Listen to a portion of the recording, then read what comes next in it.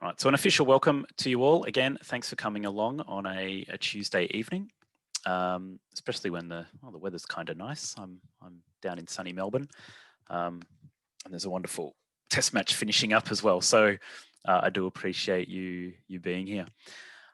So as I mentioned, I'm going to talk you through the courses that we offer in terms of criminology and justice here at ACAP, and give you a bit of info about the college as well. If you do have questions, please do use the chat function, and the folks in the background will answer those questions while we're going. So ACAP itself, I mean, you've no doubt had a look at our website and done a bit of a read. So you've probably seen all this info, but very briefly, been around for quite some time, since 1983. Started off delivering courses in counselling and that kind of area, and since expanded to psychology, social work, and criminology as well. In fact, our criminology, we've existed as different colleges in the past, and we've come under ACAP's fold over the last few years. So we've been around for a while as well. And we're obviously a national provider. So the criminology program is taught out of Melbourne, but we do teach online throughout the country and throughout. That includes Melbourne as well. So yeah, you can see there as well, we've produced over 13,000 graduates, and we're very, very proud of all of those individuals.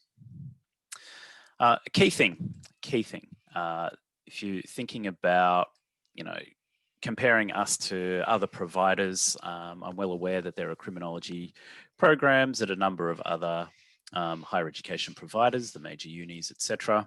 What sets ACAP apart? Well, the key thing is you can see it on screen there.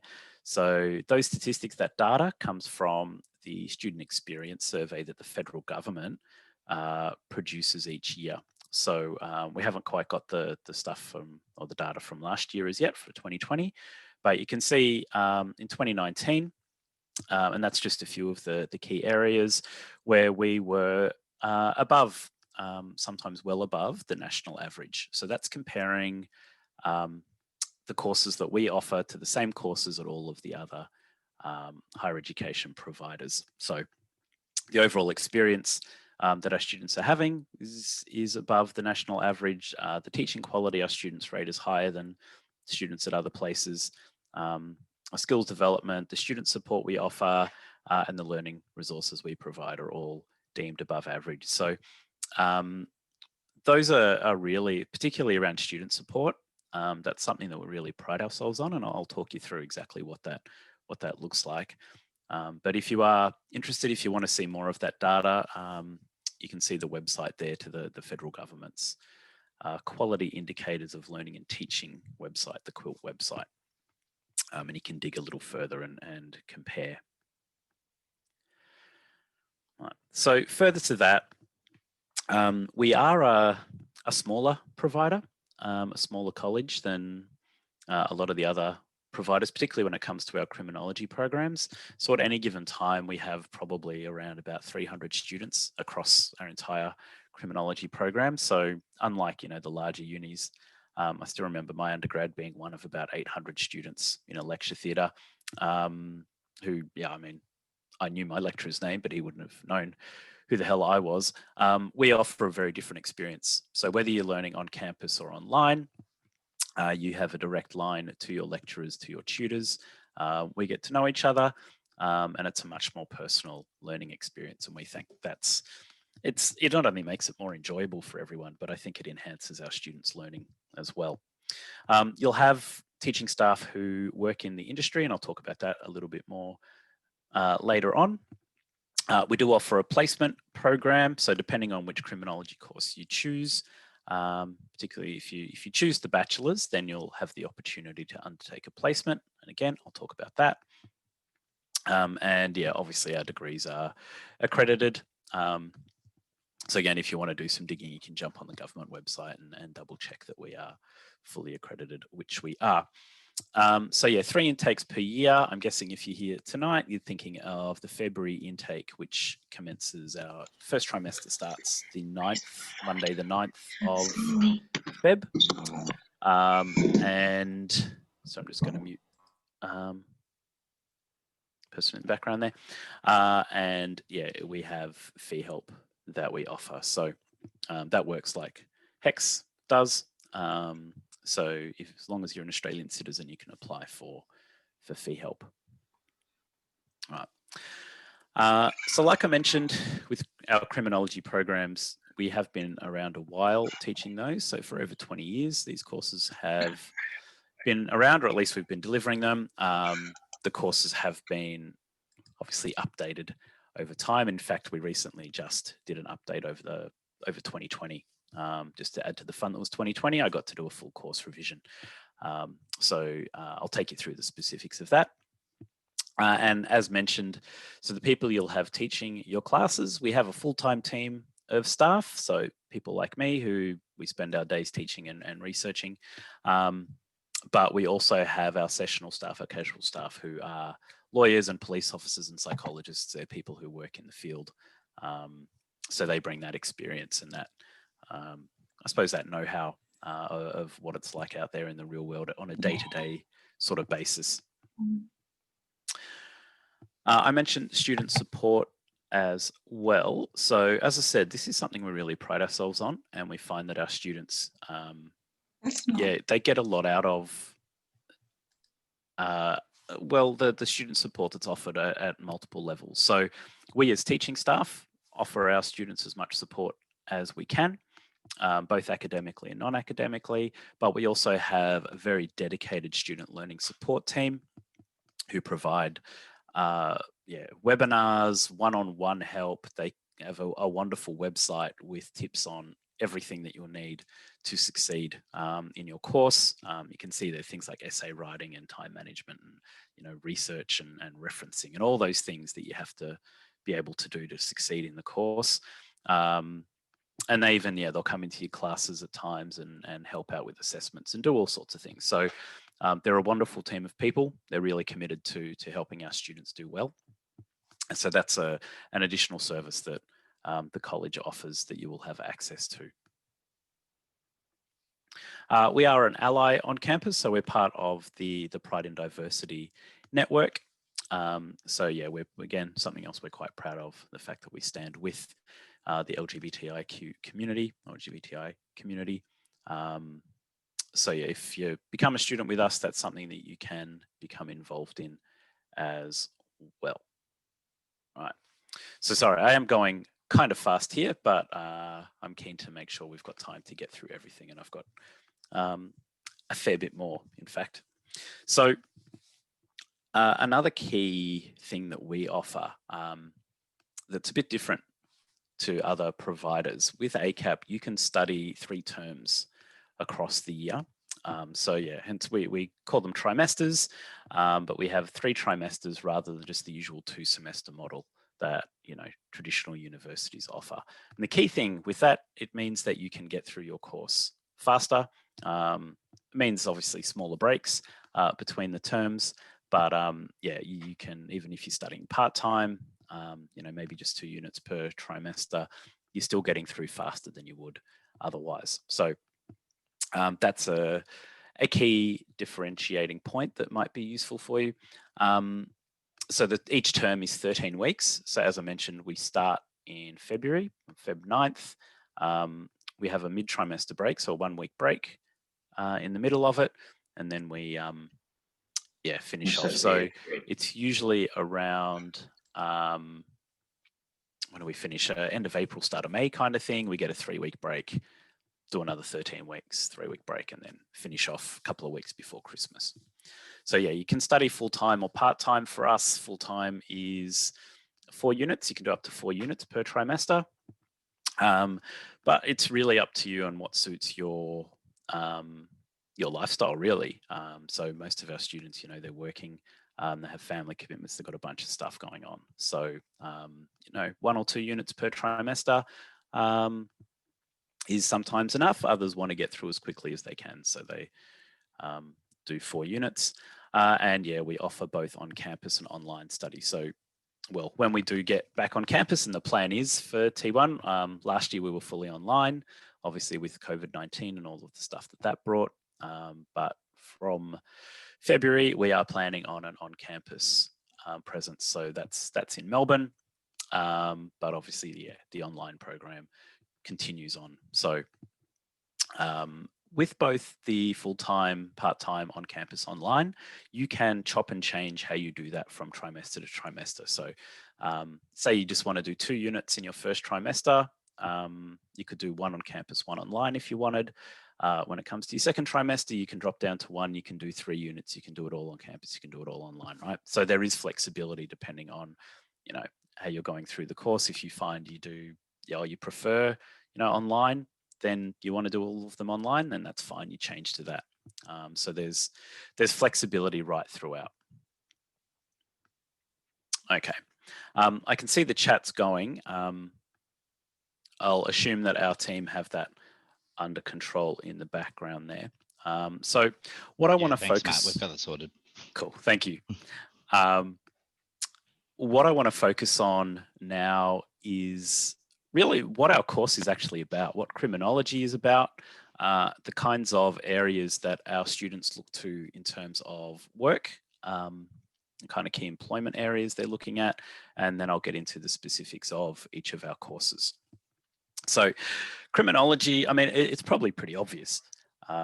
Well, most people think it's pretty obvious anyway, that it's the study of crime, which of course it is, but crime itself is a very complex thing. So what we want to look at as people involved in criminology, as criminologists, is obviously what causes crime.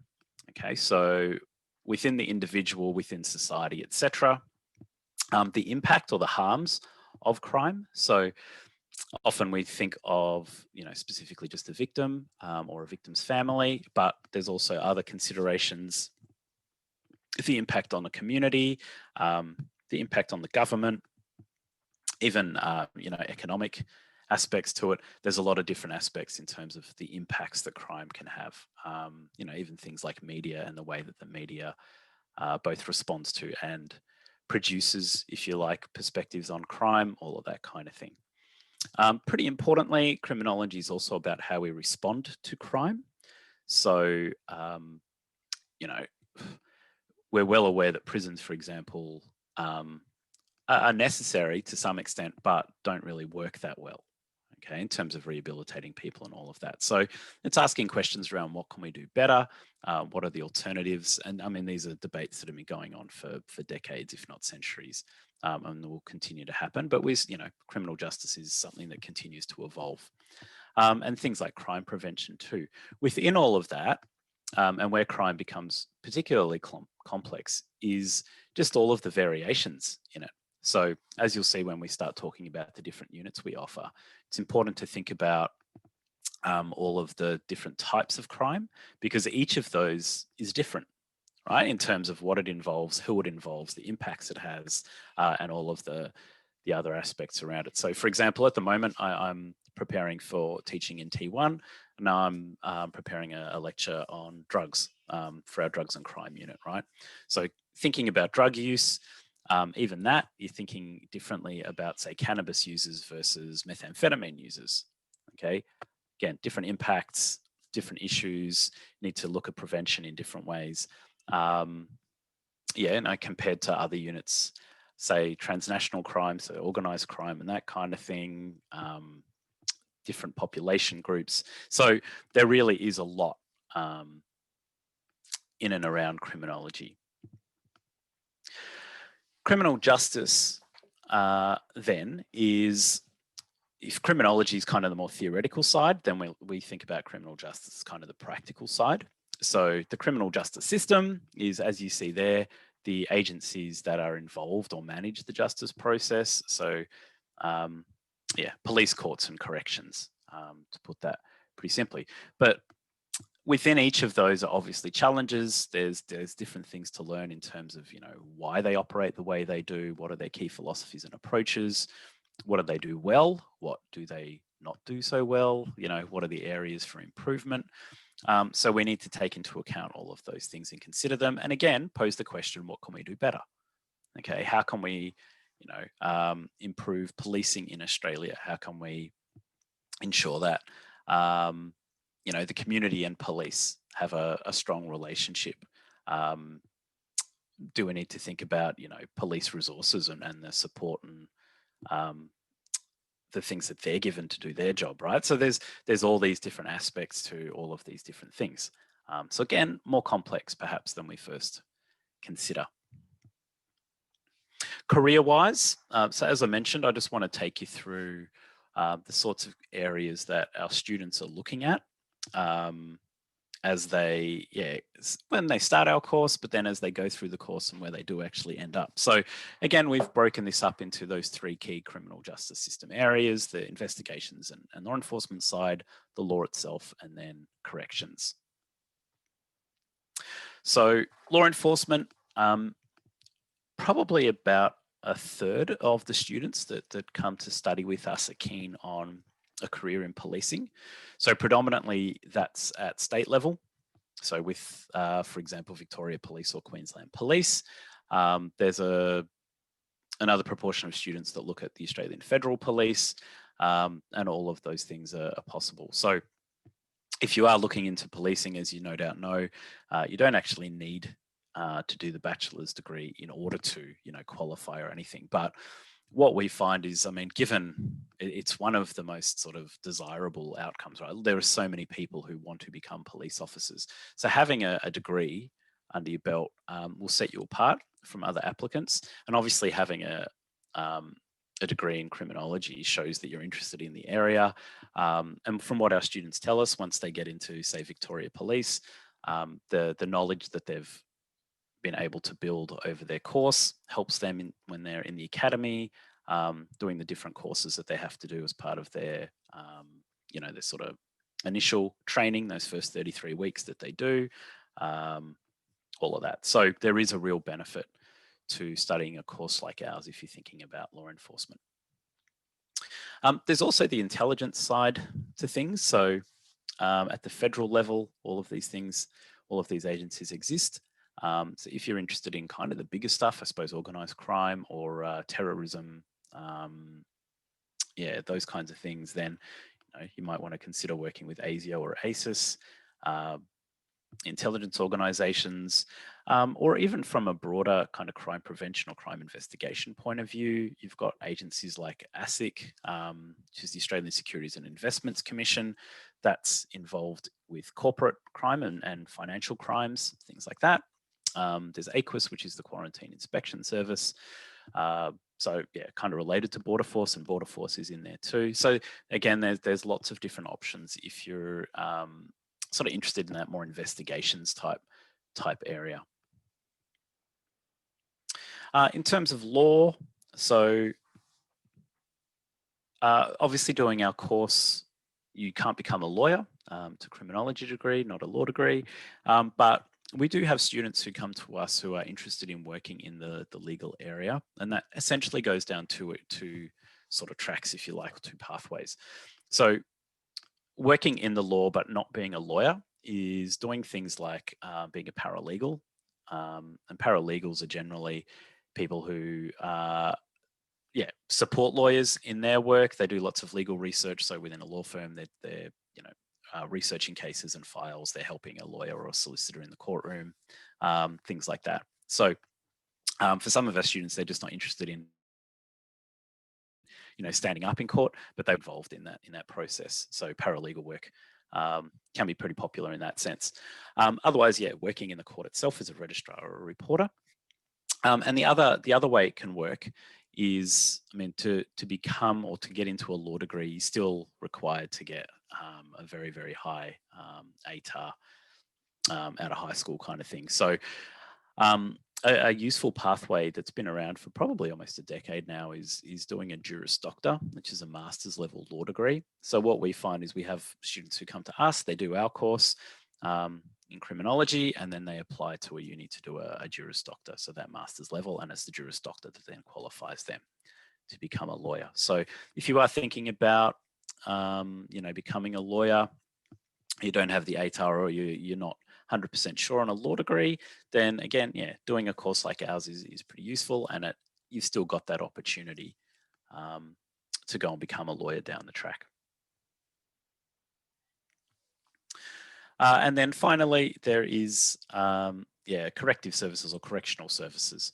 So this is the obviously I suppose the negative end, if you like, of the criminal justice system. But once someone's been found guilty and they've been put through the system, well, we need to obviously do something with them. So predominantly in the past, that was putting them in a prison, and that obviously still a possible employment opportunity there, working in prisons, but more so it's about community corrections these days. So in fact, one of the growth areas outside of law enforcement, one of the key growth areas in the criminal justice system is community corrections. So if you're interested in working with offenders, helping sort of get them back on the right path kind of thing, making sure that they're doing what the court's told them to do and all of that, then community corrections could be a good option for you. So it's essentially a case management role, working with generally the state-based organizations or the non-government organizations. But there's plenty of scope there if you are keen to basically work with offenders, and you've got the youth justice system that's linked to that as well. All right, so our courses, you can see the list there. So well, I don't need to say anything now. I'll just take you straight through into all of or each of those and give you a brief description as to what they involve. So the Bachelor of Criminology and Justice is our main course. So it involves 24 units of study, 24 subjects. 20 of those are compulsory or core units and 4 are electives. So with all of our courses, all that stuff that I spoke about before, about part-time versus full-time, on campus versus online, all of that applies. Okay. I suppose the key thing to note there, so for any unit of study, if you're thinking about how many units do I want to do, what's going to be appropriate, then it's 3 hours of contact per unit per week. So say if you're doing 1 unit, there's a 2-hour lecture and a 1-hour tutorial. And then you've got to think about, the reading and the assessment work that comes with that, which essentially doubles it. And in fact, the work will increase as you work through the course, and things get more complicated. So you probably want to set aside, 6 to 9 hours per week for a unit of study. So there is a fair bit involved, but that might be useful if you're thinking about, the study load that you take on. Embedded within the Bachelor of Criminology and Justice is our associate degree that you can see at the bottom of the screen there. So that is 16 units, and they're all compulsory. So I'll show you what that looks like. So the course structure you can see there is for the Bachelor of Criminology and Justice. That's the 24 units. The first 16 of those are what make up the associate degree. Okay, so I won't run you through all of those units, and obviously we're looking at that as a full-time somebody doing 4 units per trimester. But I'll point out a couple of the key units that maybe less obvious, just given the name. So firstly, Foundations of Justice is a unit that we require all of our new students to do. It will give you a background to the criminal justice system in Australia. So, sort of a brief history, the basic foundations of each of the branches. So, police, courts, corrections, and just give you like it suggests, a basic foundational knowledge in those different areas. The other key thing that Foundations of Justice does is gives you a background in the skills that you need, okay, to succeed. So I talked about our student learning support services. They're there throughout your course, but we think it's really important to give our students really a strong foundation, a strong platform from the get-go. So in Foundations of Justice, you'll receive some help with things like essay writing, with your research, with your referencing, all those sorts of things. So you get content, you also get skills development that's quite explicit. And again, like I say, we think that's important in terms of getting our students off to a good start. In terms of the other units, they're very much essentially what they say. So, crime in the media is looking into the relationship between crime and the media, how news media presents crime and the issues around that, fictional media and that sort of interplay.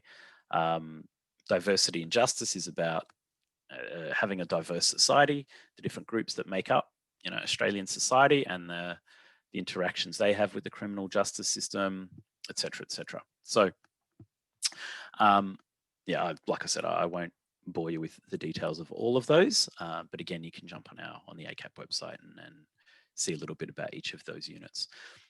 The thing that I'll point out, so for anyone who's interested in the bachelor's, so you're doing essentially those 24 units, as you can see on screen. The electives come in at the end of the degree, so towards the end, because our view is that we want to make sure that our students have a good idea of where they want to head, or where their key interests lie, in terms of criminology, criminal justice, etc.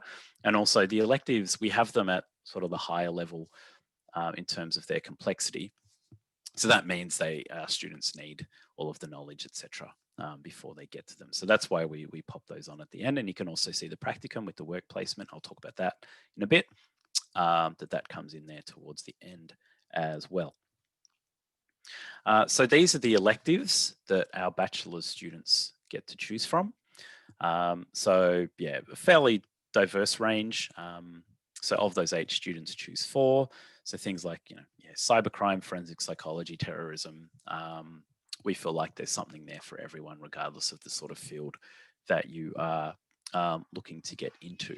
So, as I say, towards the end of the bachelor's is when our students in that course can choose those, or choose exactly what it is they want to be doing as electives. Again, you can have a look at our website and get a sense of those. Right. So the placement I mentioned. So for our bachelor's students only, we have a work placement as part of the course. That's a compulsory part of the course. It's only a short one, so it's a 2-week or 10-day placement that students need to do. And really the whole point of it is we often find, or we have found over decades of running our course, that students often come to us with a pretty strong idea of what they want to do.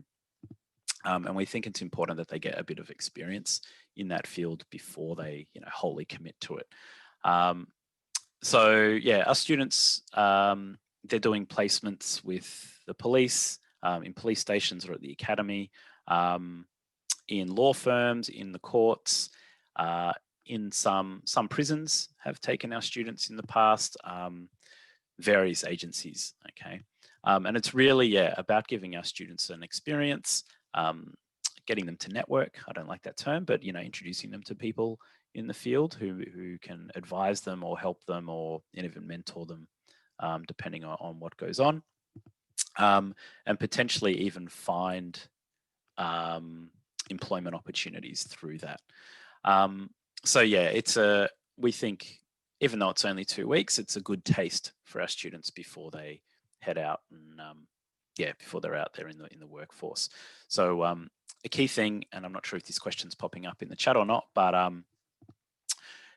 we help our students. So the college helps students find their placements. So don't feel like you'll be left on your own and we're right, off you go and sort out your own placement. That's not how it works with us. If you can find your own placement, that's great. But yeah, the college will, we have a list of agencies and organizations that we have worked with over a long period of time. And so we will help you find a placement. Right. So one of the other bachelors that we offer is a double degree called the Bachelor of Psychological Science and Criminology. So this, again, there's 24 units. Sorry, there's a lot of words on that slide. But basically, it's 24 units. So you can see there 10 are criminology units. There is 11 psychology units, and then there's 3 of the multidisciplinary units, which are kind of broad ones. At the early stages of the course. So essentially with this course, if you are wanting to be a psychologist, whether or not you plan on working in the criminal justice system or not, then this is the sort of course that you need to do. So the criminology course, even though you can work with offenders, obviously you can't become a psychologist via that. Via this course, if you are thinking about psychology as a career path, and this is the one that you want to do. We find that the students who are looking at or who undertake this course are those who obviously are pretty interested in the criminal justice field, and they want that balance between psychology and crim.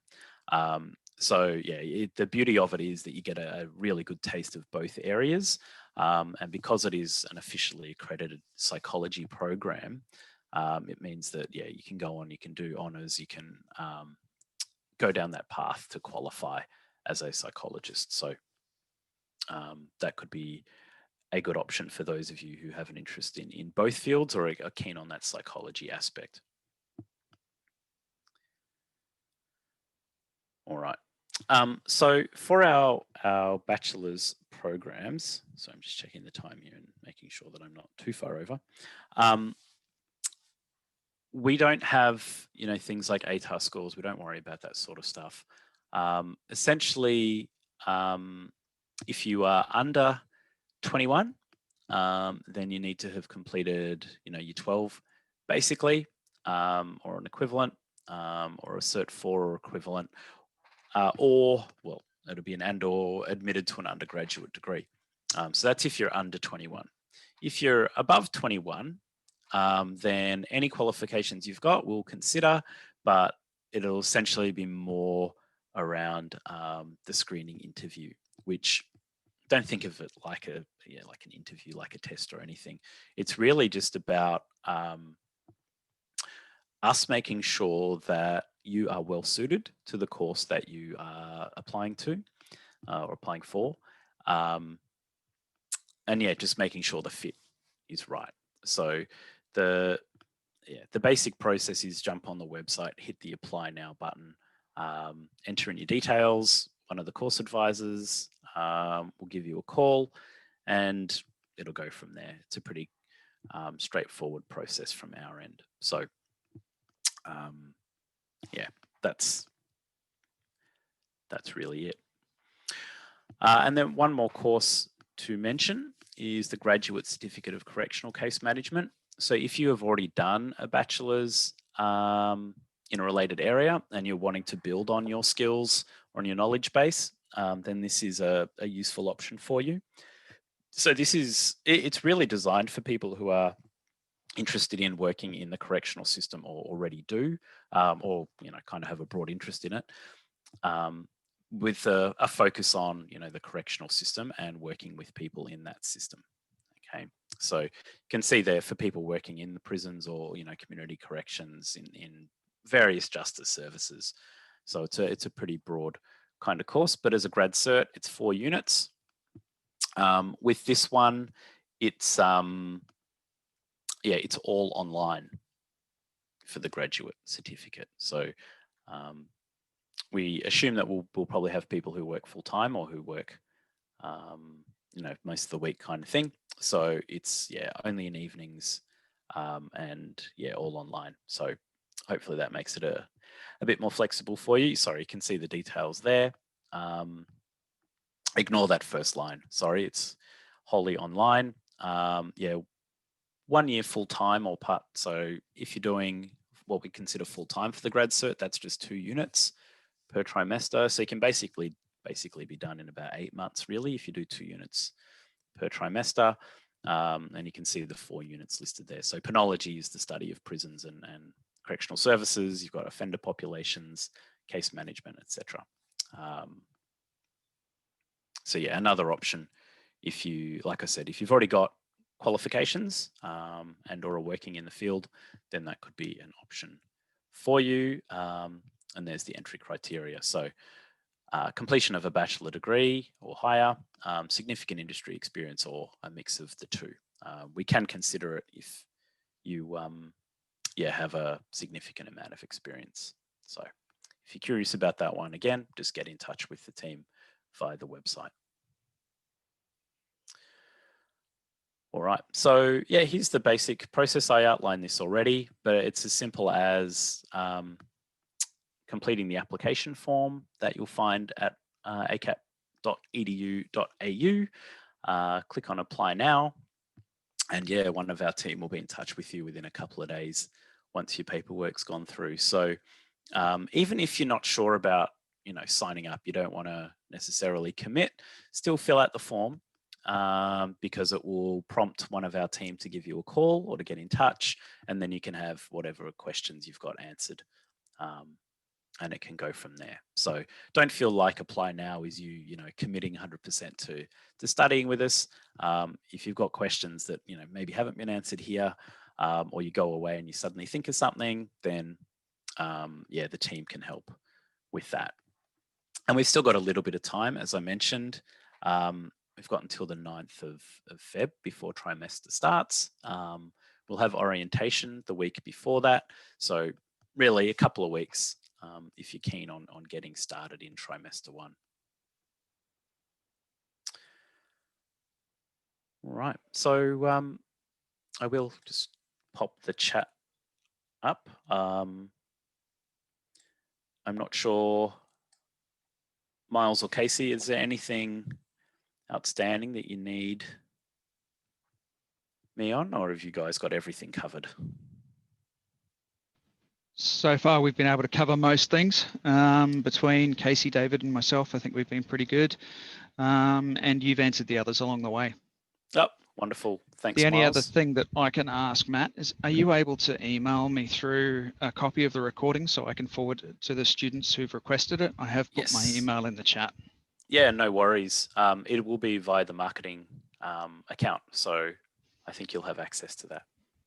Hi, Worries, the not a problem. recordings will actually be emailed to everybody who's registered early next week as well via email. Awesome. Thanks, Jen. No worries. So I'm seeing a question there in the chat from Nacinda. No, it doesn't. The double major psych science crim doesn't have a placement. All right.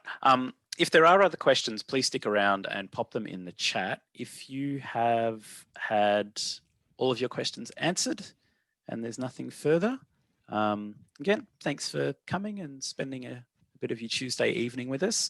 The psychology, if you're interested in the psychology courses that the college offers, then yeah, there is a psychology information session happening at 7, I believe. So you are obviously welcome to attend that one as well. Yeah, so again, thanks. And I'll just stop the recording now. But again, I can see questions come through. So I'll answer that. But yeah, if you've got any questions, please stick around and pop them into the chat.